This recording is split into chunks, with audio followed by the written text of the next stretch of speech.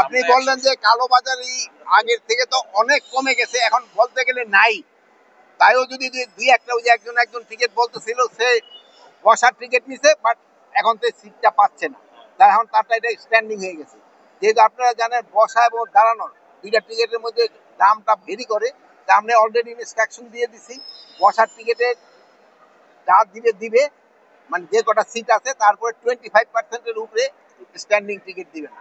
এখানে একটা সমস্যা, যেটা আমরা বললাম যে স্ট্যান্ডিং টিকিট যেসব না পায় সেসব তারা আবার অনেক সময় গিয়া হাতে গিয়ে ওই যে বলেন খাদে গিয়ে ওঠে, এখানে দিয়ে ওঠে। এগুলির ক্ষেত্রে আমরা অ্যাকশন নিতেছি। এগুলির ক্ষেত্রে ভাই আপনাদেরও একটু সহযোগিতা লাগবে, আপনাদের উপর লোকজনকে একটু সচেতন করতে হবে। যেহেতু ওই রাস্তাঘাটে যদি ইসে উঠে, এটা কিন্তু নিজের লাইফটির একটু রিস্ক থাকে। যাত্রীরা যেন ছাদে না ওঠে, এই জন্য আমরা যথাসাধ্য চেষ্টা করতেছি, এবং তাদের আমরা অ্যালাউ করবো না।